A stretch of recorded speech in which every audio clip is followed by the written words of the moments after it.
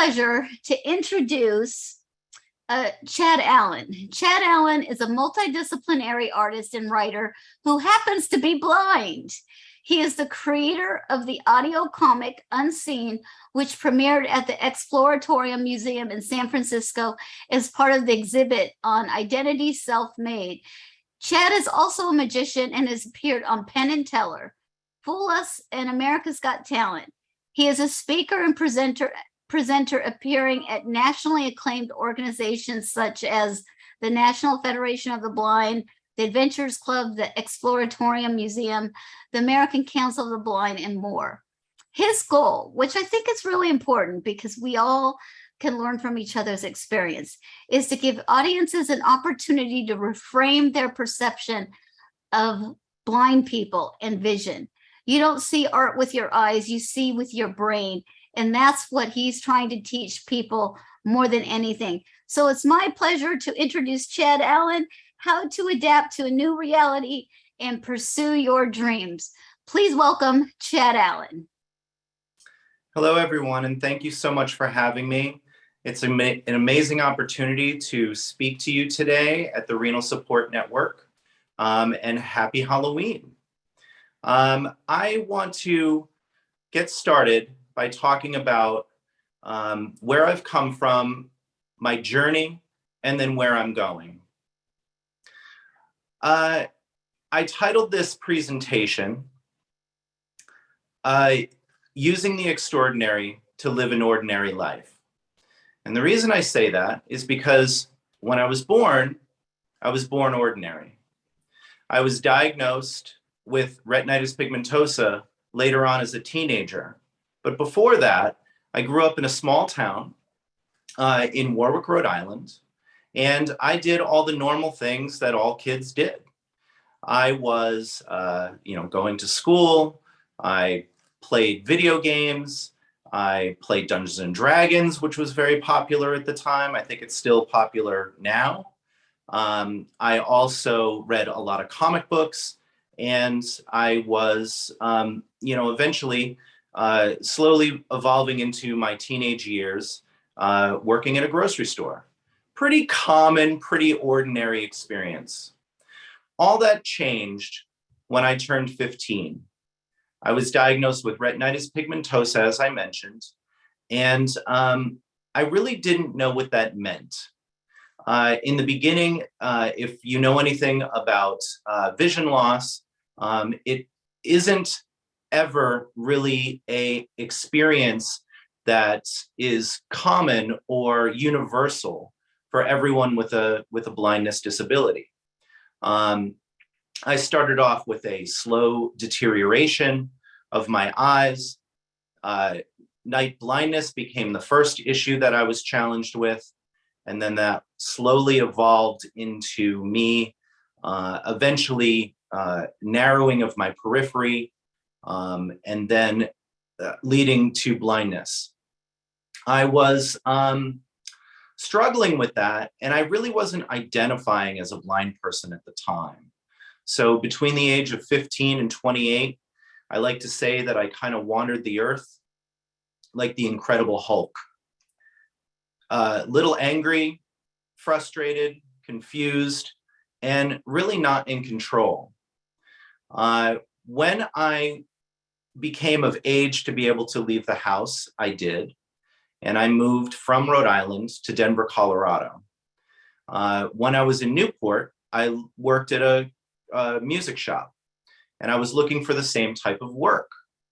But there was no music shop that had employment opportunities there at the time. And a friend of mine told me that there was a costume shop called the Wizard's Chest in Denver, Colorado, where they were hiring for their Halloween season. And so they said, well, while you're looking for other work, why not do some temporary work and work for this costume shop? And I thought that would be really fun and a really good idea. Maybe meet some new friends, get myself acquainted with the area, and make a little money. When I got in there, I realized that they were going to hire me full-time for their main store, but not quite yet. they loved that I played Dungeons and Dragons. They had a toy store and a costume shop upstairs. And I would sell pewter figurines and all these types of really cool, fun things. I was dealing with limited vision at the time, but I was still able to, use a cash register and things of that nature. At that time, they also moved, they created a new product line, which was magic. And it was right next to the Dungeons and Dragons section. So, customers would come in, they would ask me, about the magic. I would say, I have no idea. And I would go to the manager and I would talk to them about, how am I supposed to, present this stuff? And they told me this story about how they hired a magician to set up the counter and how they never showed up for work again. And I made this silly joke. I said, well, so you're saying that they basically disappeared? And they were like, oh, yes, very good, Chad.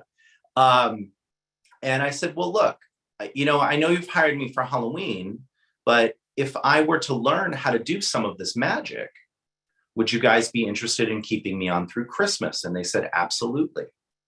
So I was able to bring home a magic trick. I picked one off the counter at random. It's a magic trick by Royal Magic called the Prayer Vase. And it was a very simple thing. I took it home and I started playing with it. And, I found a way to read the instructions. My vision, like I said at the time, was limited. So I could still read, but, with some sort of magnification. And I kind of figured something out. I learned how the trick was done. It wasn't too difficult. I came up with a little story and I started performing at the magic counter. And what ended up happening was I would do this one trick because it's all I knew. So I was literally a one-trick pony. And I demoed the trick all day long. And eventually, by the end of the weekend, I sold out of that trick. And so I had to learn another and another and another. And that got me hooked. Soon I started learning magic. I started hanging out with professionals that were buying their Genie magazines or their deck of cards or their balloon animals for their birthday parties and things of that nature. And I really got hooked. And, I thought about this for a long time because I really never quite understood. Yes, I did magic for job security, but there was something else. There was an opportunity for me to be empowered. I was able to be the one that could see, and the audience who was watching me perform this magic could not. And I think that little bit of hope gave me a drive to do more. And so I started doing classes and birthday parties and kid shows, and all of that was really great. I started going to college. I ended up with a history degree. But this entire time, I was slowly but surely losing my vision. And I can distinctly remember there's times at the magic counter where I could, see the value of the playing cards when they were face up on the table. And then that became really hard. So I could only see the picture cards versus the numbered cards. And then eventually that came to, I could only see whether the cards were face up or face down. And slowly that evolved into not being able to, really tell at all. My work there became much more limited. And sadly, the magic counter almost became a little bit of a barrier between me and what I really wanted to do. And the reason I say that is because I was behind the counter, but I really couldn't do anything else at the store. Inventory became more and more difficult. Working the cash register became impossible. And fortunately, the family that owned this shop was amazing. And they let me do what I was doing. And I kept going with that for as long as I could. But the whole time I was living my life trying to see. I was trying to function as a sighted person. And that was the problem. Later, I would discover that it wasn't my blindness that was necessarily the problem, but it was my attitude about the blindness that was really the challenge. And so there came a point when I was 28 where the vision was too poor for me to ignore. I was, walking to work. I was trying to do the best that I could. I was bumbling around with the magic tricks, and just struggling all the way through. And my friends would realize that I was having this real challenge. And there was this one night I was at dinner with a friend, and a different friend from Rhode Island was in town to come visit. And he said to me, we were out the night before and I twisted my ankle, which is something that I did so many times. I would bump into the concrete blocks. I would trip over curbs, and I was really just injuring myself. And there was this one night that I ended up falling into a puddle. And I remember just being muddy and in pain and totally out of control of my life. And we were at this dinner, and my friend said, you really got to do something. He said, you need a cane or a dog or something like that. And my friend from Rhode Island, who wasn't exposed to all the things that I was going through at the time, had this very visceral reaction to it. And she said, you don't need a cane.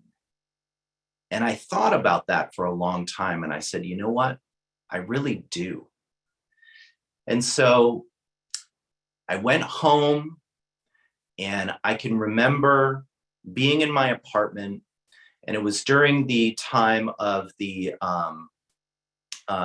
election with Al Gore and George W. Bush. And so I had CNN going on 24/7, and I'm sitting in my living room and I'm listening, because I can't see the TV really all that well, of all this stuff that's going on. And days went by. I didn't go out. I didn't see friends. I wasn't living my life. And I had this moment where I said to myself, life isn't short. Life is long. And there is no way that I'm going to be able to stay here inside this apartment for the rest of my life. And I had to find a way to figure out how to live a life as a blind person.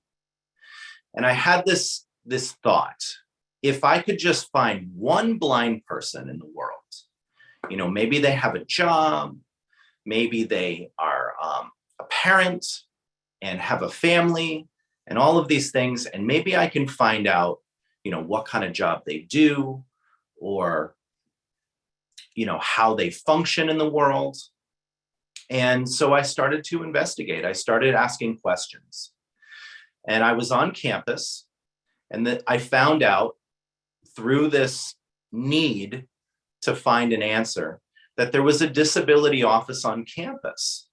I had no idea. And so I went to the disability office, and they set me up with, low vision technology, because I could see at the time. And I really didn't understand the skills of blindness then. And there was a guy there, I'll never forget his name, Travis Moses, who was working and running this computer lab.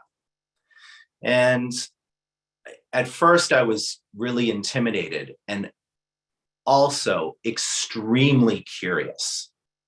So I would go to the lab all times of day to check this guy out.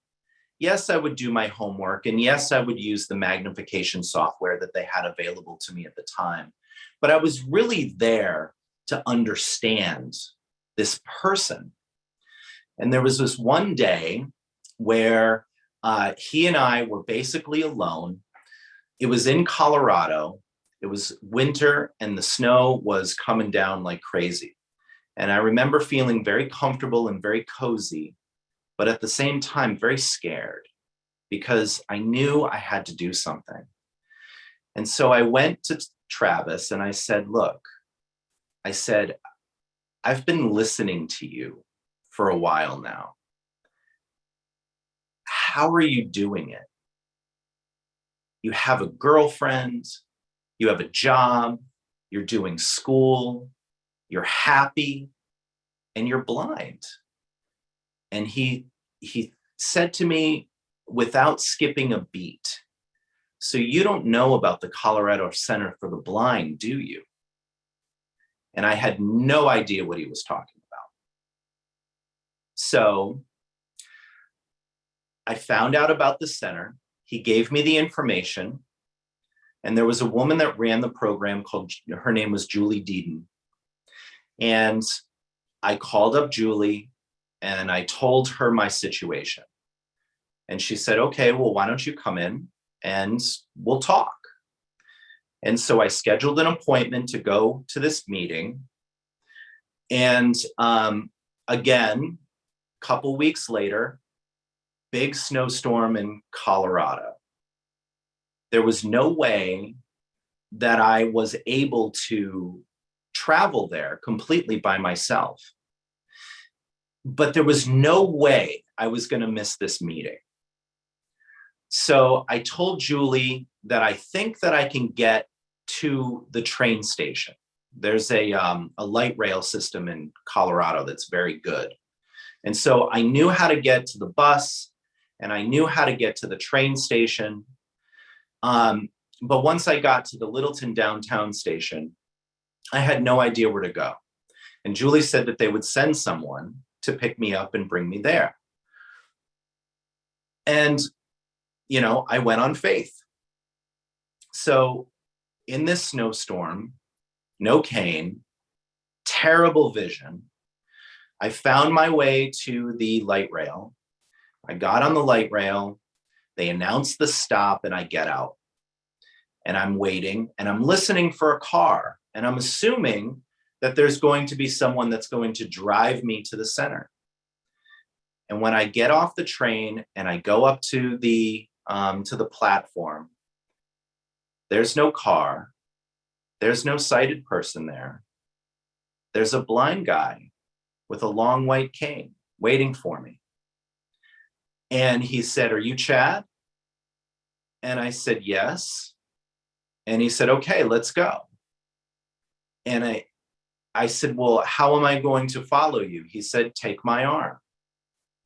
And so here I am in the middle of this snowstorm, and this blind person with a long white cane who knew how to travel, I'm holding their arm, and he is walking me through this snowstorm to get to the center. And I had this feeling while I was walking this journey, I knew I found where I needed to be. So I get in the office with Julie, and she says, "We're going to take care of everything." I had to work with vocational rehabilitation, which is a program run by the federal government, to get the funding to go to this program. And I started my class. So my first day, I was given my first cane. I was also given a pair of sleep shades or blindfolds. And the reason for this is because they want to make sure that everybody at this program is at the same level. Also, if you are partially sighted, it is important for your brain to understand how it is to experience the world completely blind. So I put on these sleep shades, and it was terrifying. It was terrifying because I was facing my fear head on. My first class was Braille, and I started to learn the code, which I realized wasn't all that difficult. I went into my technology lab, and the technician there who ran the class was a very nice guy. And the coolest part about this computer lab was there was no screens. The entire lab had 0 monitors inside. And Chip, my teacher, used to say all the time, we like to call this place rodent-free because it also didn't have a mouse. Every single thing that I learned on those computers was done through touch on a keyboard and through speech on a speaker. And I slowly learned how to navigate technology non-visually. It was awesome. It was really great. But the most important class, well, there's 2. The first one is travel and mobility. Every blind person or person that is challenged with vision loss, the first thing that they need to learn how to do is how to get from point A to point B. And when you have that taken away, it is the motivator, because if you can't get where you need to go, there's really not much you can do. So I go into my first travel class, and my instructor is a teacher by the name of Eric Woods. And Eric and I were very much kindred spirits. He was a Grateful Dead head. He played guitar. He was cool. And one of my favorite parts of Eric was he called his cane the Widowmaker. And I just knew that this person had the right attitude and the right disposition to challenge me to do all the things that I needed to learn. So we would go out on the streets, and in early parts of this class, I would just listen to the traffic. We would practice listening to the traffic. When the light turns green, when the light turns red, turning lanes, all this stuff. And on these walks, Eric and I became very good friends. We would share each other's stories, and we would laugh, and he would instruct, and it was really, really an amazing time.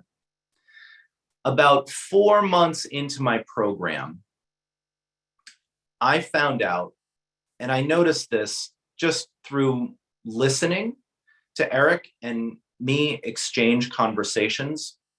I got to know him pretty well. This program was 8 hours a day, 5 days a week for 6 months. So, you have more conversations than just travel or computers or Braille, because all the instructors were blind. You learn to connect with the community of blind people through this experience. And I started to realize that Eric wasn't feeling very well. Eric was dealing with kidney problems, and he was getting very sick, and he was looking for a donor. And that was a long and difficult process. And Eric wasn't necessarily one to tap into his emotions too much, but I can remember one particular day, he was so sick, he couldn't teach. And, we talked for a while, and he told me what was going on.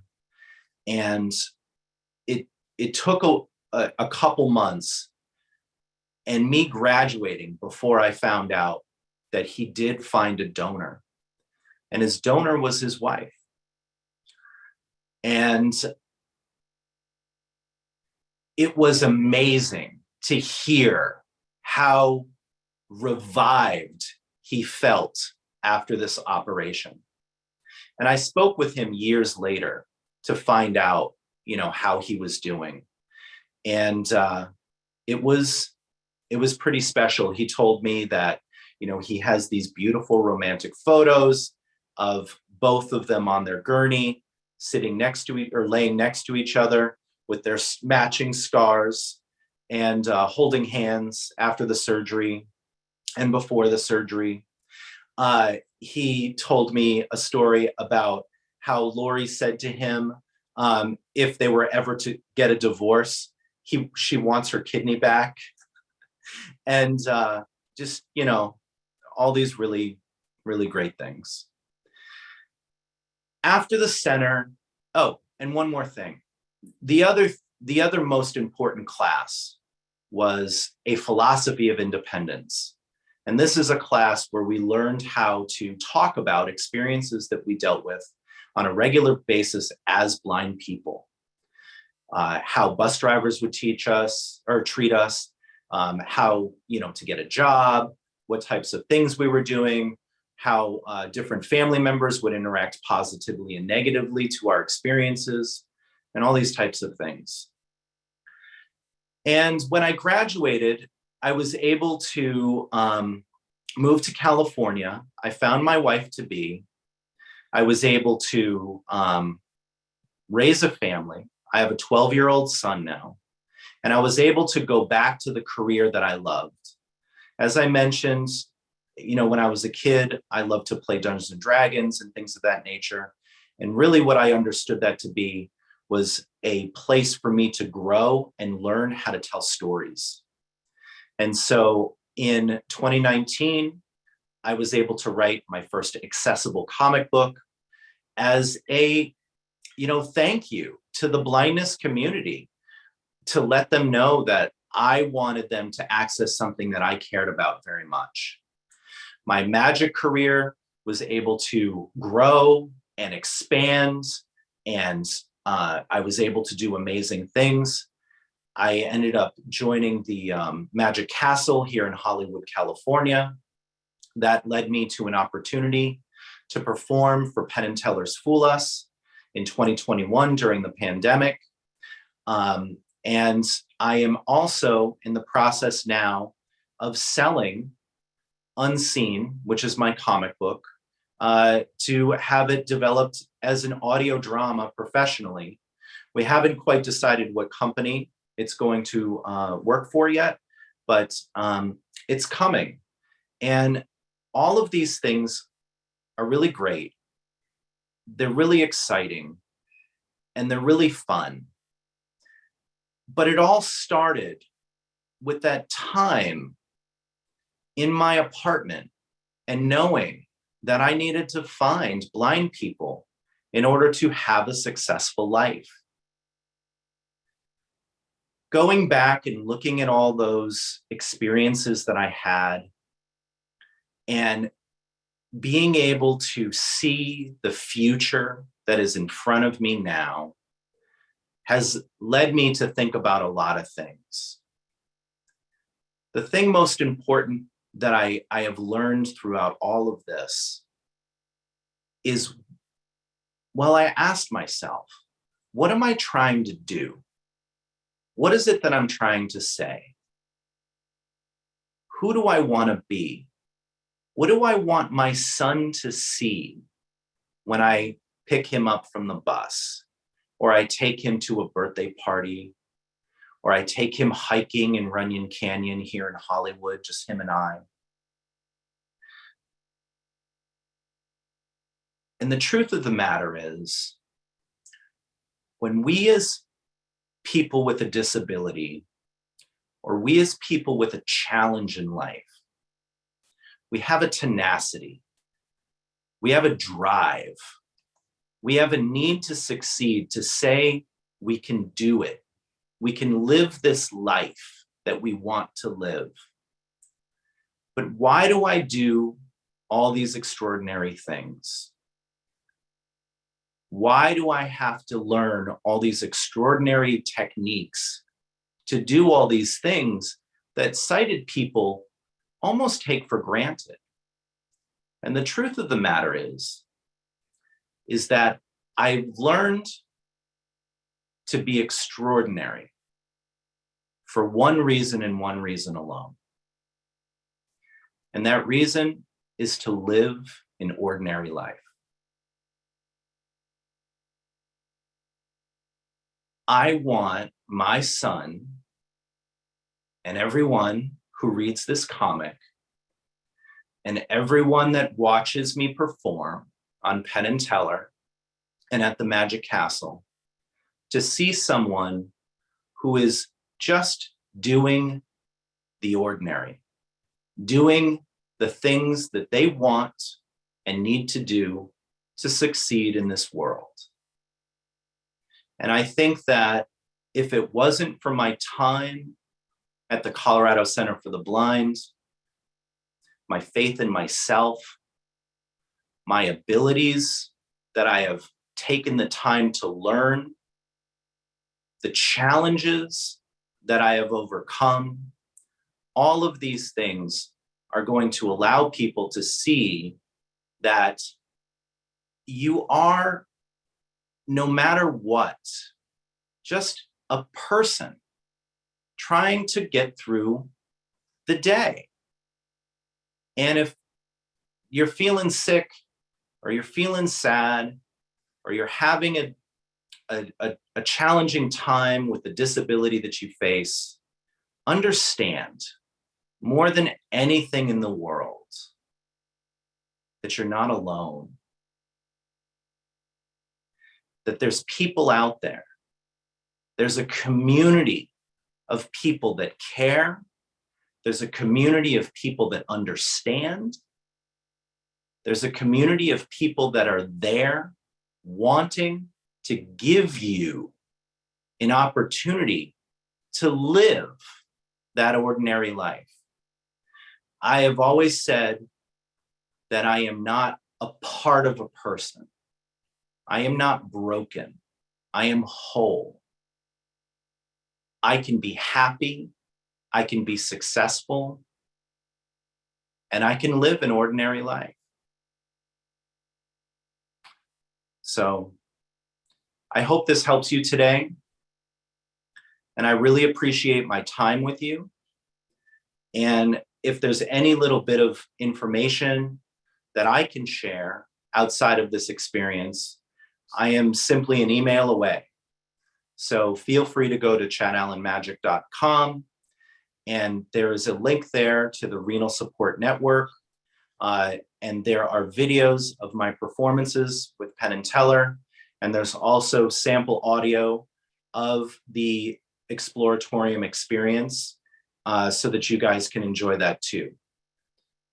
Thank you so much, and I really hope that all of you have a wonderful experience through this opportunity that the Renal Support Network has created for you guys. Chad, thank you so much. You're so inspiring. I mean, we all deal with loss in certain ways, and the way you have handled your loss and not let it get in the way of you living the life you were meant to live. I'm giving you a standing ovation, okay? Thank you. Just so everybody, can everybody give Chad a standing ovation? We all need to get up and move anyways. So I think that you're just really inspiring, and we thank you for sharing your message with us. We're going to add his website to the chat. We ask that you hang on to it. We're also going to put it on our webpage so that you can, check it out. But it's chadallenmagic.com. Check it out. But we have a great speaker coming up. So I look forward to hearing more of what you're doing. And, you truly are extraordinary. And a shout out to our corporate mission partners for making this happen.